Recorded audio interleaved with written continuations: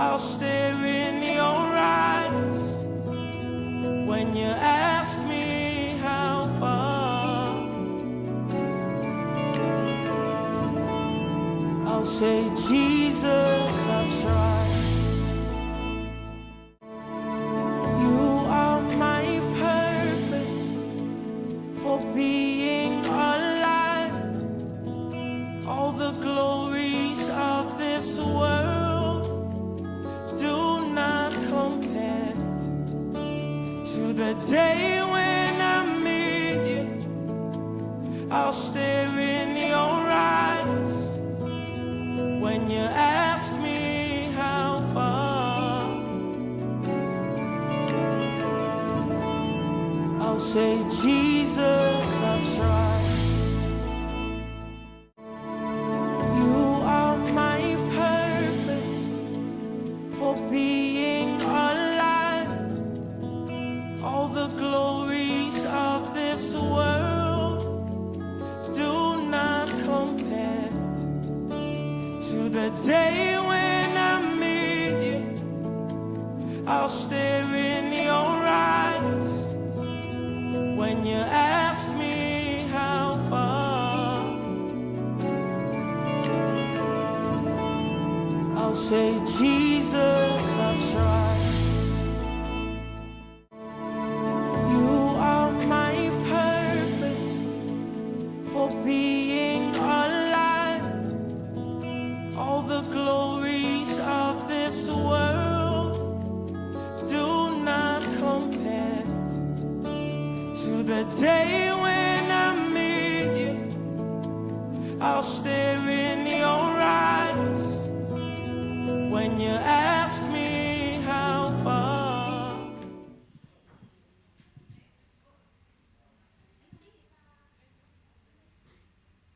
Amen po. Kamusta po ang lahat?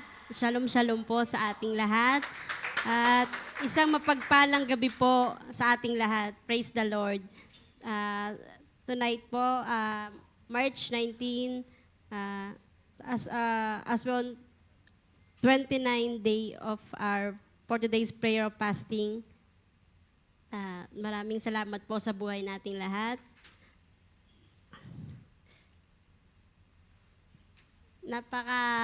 Blessed na blessed po ang gabing ito. Ang ating pong ang title po ng ating ROR Rhapsody ay Expressing the Will and Nature of the Father. Hallelujah. Lord, bago po ako magsimula, samahan niyo po ako sa maikling panalangin. Hallelujah. Heavenly Father, thank you.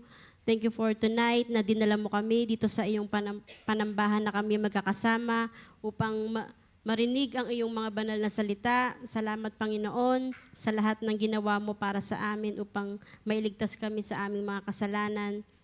Thank you, Father, for our 29th day, 40 days prayer and fasting. Thank you, Lord, for wisdom, knowledge. Ihanda mo, Panginoon, ang aming isip at puso sa lahat ng aming maririnig ngayon at mapapag-aralan. Lord, ito ay itinataas namin, Panginoon, sa matamis mong pangalan. In the mighty name of Jesus, Amen.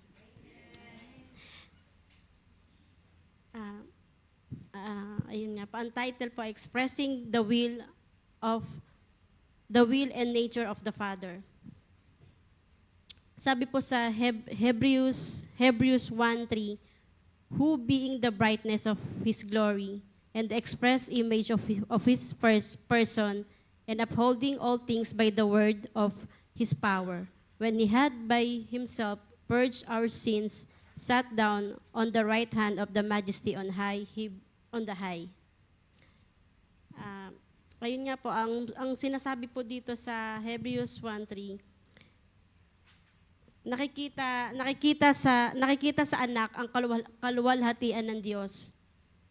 Kung ano ang Diyos ay ganun din ang anak. Siya ang nag-iingat sa sansinukob sa pamamagitan ng kanyang makapangyarihang salita. Sabi nga ni Pastor Chris, to understand what sin is, you must first understand the nature of God and righteousness. God is holy and absolutely righteous. So pagka sinabi pong um, God, God, God is righteous, sinasabi, God is righteous, ang Panginoon po ay he is pure, walang bahid po siya na karumihan. He is divine, sacred. His nature is righteousness. His nature of righteousness distinguish him as a perfect, infallible, inerrant, just, and good. So, ang Diyos ay banal at ganap na matuwid. Ang kanyang kalikasan ay katuwiran. Ang kanyang kalikasan na katuwiran ay nagpapakilala sa kanya bilang perpekto. Hindi siya nagkakamali, hindi nagkakamali, makatarungan at mabuti ang kanyang mga katangian. God reveals and demonstrates His righteousness to man through His word and act of love. Ang inihayag po doon na ipinapakita ng Diyos ang kanyang katuwiran sa pamamagitan ng kanyang mga salita at mga gawa ng pag-ibig. Sin, therefore, as taught by Jesus, is any act of deliberate through the contravenes His righteousness as revealed in the Scriptures.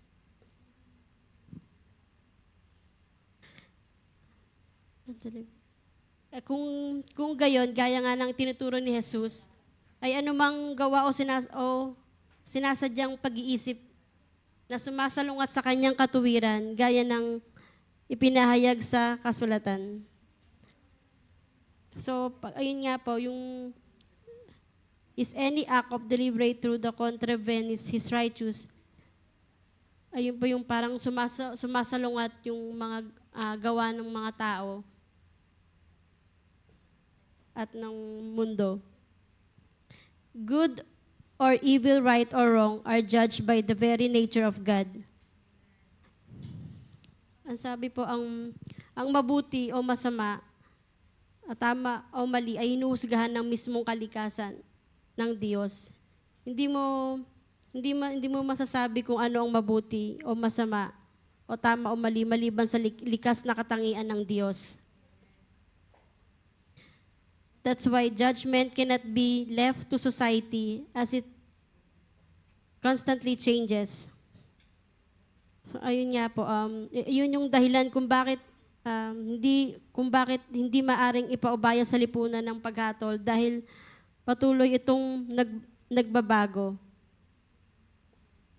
Maaring sabihin ng lipunan ng tama na ang ilang uri ng pamumuhay o gawi. So ayun nga po yung mga pagbabago, yung mga practices and beliefs po ng ng mga tao. Okay.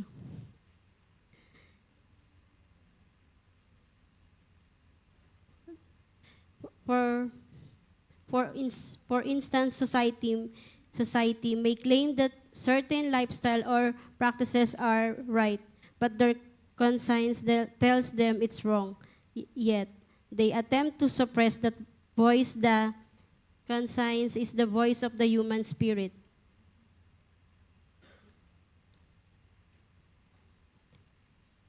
Ngunit sinasabi sa kanila na kanilang konsensya na mali ito. Ngunit sinusubukan nilang pigilan ang boses na iyon. Ang budi ay tinig ng espiritu ng tao. Kapag hindi nila ito pinansin, nagdadala sila ng bigat at maruming budi sa mahabang panahon.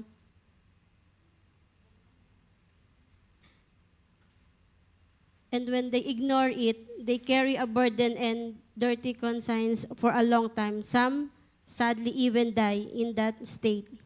So, ayun nga, kapag hindi nila ito pinansin, nagdadala sila ng bigat yung parang sa dibdib natin, yung konsensya. Maruming buti sa panahong iyon, ng ilan namamatay pa sa ganong estado.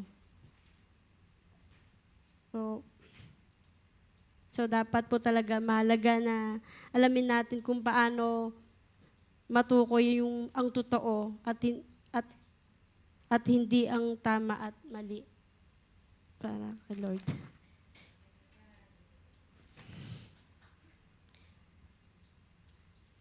The nature of God is the standard for judging good or evil, right or wrong, to express righteousness and goodness. Ang kalikasan ng Diyos ang pamantayan sa paghuhusga o mabuti o masama, o tama o mali, upang ipahayag ang katuwiran at kabutihan. God reveals His nature and will to men. Inihayag ng Diyos ang kanyang kalikasan at kalooban sa mga tao. Sa makatuwid, ang katuwiran ay ang pagpapahayag ng kalooban at kalikasan ng Ama. Ang simple ngunit napakalalim na kahulugan na ito ay sumasaklaw sa lahat ng iba pang mga kahulugan ng katuwiran. Our righteousness, therefore, is our expression of the will and nature of the Father. Ang ating katuwiran kung gayon ay ating pagpapahayag ng kalooban at kalikasan ng Ama. This is exactly what Jesus came to do. Express the will and nature of the Father. The word express means to show, events, manifest, articulate, and demonstrate. And Hebrews 1:3 declares Jesus as the express image of the Father, the perfect imprint, and character of the Father. He gave perfect expression to the will and nature of the Father. Ito po yung mismo na naparito si Jesus upang ipahayag ang kalooban ng kalikasan ng Ama. Ang ibig sabihin ng salitang ipahayag ay ipahayag at ipakita ang dineklara sa Hebreo 1:3, si Jesus bilang ang malinaw na larawan ng Ama, ang perpektong tatak at katangian ng Ama. Siya ay nagbibigay ng perpektong pagpapahayag sa loob ng kalikasan ng Ama. Likewise, God's plan and purpose for us is to give expression to the will and nature of the Father. This is the righteous. Imagine if we live for life, giving expression to the will and nature of the Father, everywhere in all matters and events. What a ministry, what life, what your cogitations. Hallelujah. Praise the Lord. Ayun nga, gayon din ang plano ng layunin ng Diyos para sa atin, ay ipahayag ang kalooban at kalikasan ng Ama. Ito ang tunay na katuwiran. Isipin at kung nabubuhay ka sa iyong buhay na nagbibigay ng pagpapahayag sa kalooban at kalikasan ng Ama, sa lahat ng dako at sa lahat ng bagay at pangyayari. Anong misteryo, anong buhay, gawin iyon. Gawin ang mga pag-iisip. Hallelujah. Sabayan niyo po ako sa prayer po. Dear Father, I thank you for revealing your nature and will to me through your word and your acts of love. I'm the expression of your righteousness, giving perfect demonstration to your will and nature in all I do. By the power of your Spirit, I walk in alignment with your purpose, manifesting your glory and righteousness to my world. In Jesus' name, amen. Praise God.